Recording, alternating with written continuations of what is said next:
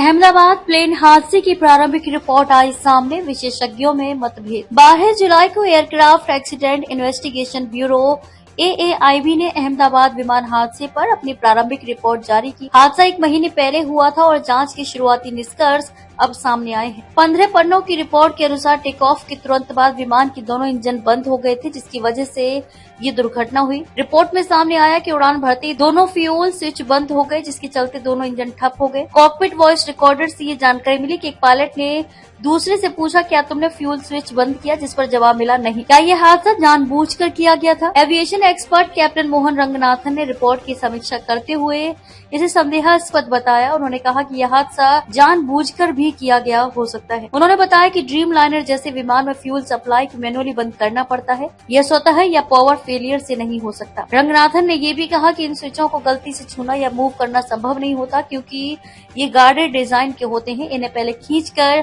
फिर घुमाया जाता है, यानी कि यह कोई सामान्य दुर्घटना नहीं लगती। पूर्व AAIB प्रमुख का बयान, शुरुआती रिपोर्ट अंतिम नहीं। AAIB के पूर्व डायरेक्टर और रिटायर्ड ग्रुप कैप्टन अरबिंदो हांडा का मत इससे थोड़ा अलग है। उन्होंने कहा कि प्रारंभिक रिपोर्ट केवल 30 सेकंड की उड़ान के घटनाक्रम को दर्शाती है और अंतिम रिपोर्ट आने में अभी समय लगेगा। उन्होंने ये भी जोड़ा कि अधिकांश मामलों में शुरुआती और अंतिम निष्कर्षों में अंतर होता है। उन्होंने बताया कि विमान का काफी हिस्सा जल गया, जिससे विस्तृत जांच और विश्लेषण चुनौतीपूर्ण हो जाएगा। अंतिम रिपोर्ट में तकनीकी, मानवीय और डिजाइन से जुड़ी सभी संभावनाओं की जांच की जाएगी। तकनीकी खराबी या मानसिक स्थिति, एक्सपर्ट्स में मतभेद। भारत सरकार की सिविल एविएशन सुरक्षा परिषद के पूर्व सदस्य सनत कौल ने कहा कि प्रारंभिक रिपोर्ट से ये प्रतीत होता है कि टेक ऑफ के दौरान फ्यूल सप्लाई अचानक बंद हो गई, पर यह तकनीकी खराबी लगती है।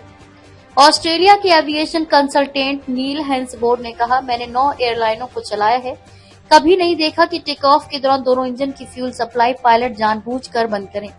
उन्होंने ये भी कहा कि पायलट की मानसिक स्थिति की जांच भी जरूरी है।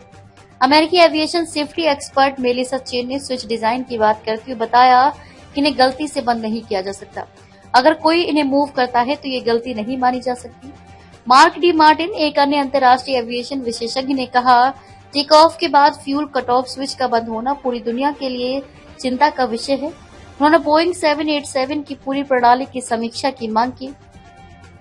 पायलट ने बचाने की कोशिश की पर नाकाम। रिपोर्ट के मुताबिक इंजन बंद होने के बाद पायलटों ने तुरंत उन्हें फिर से चालू करने की कोशिश की, लेकिन विमान बहुत कम ऊंचाई पर था। ऐसे में इंजन को पावर रिस्टोर करने का समय नहीं मिला और विमान क्रैश हो गया।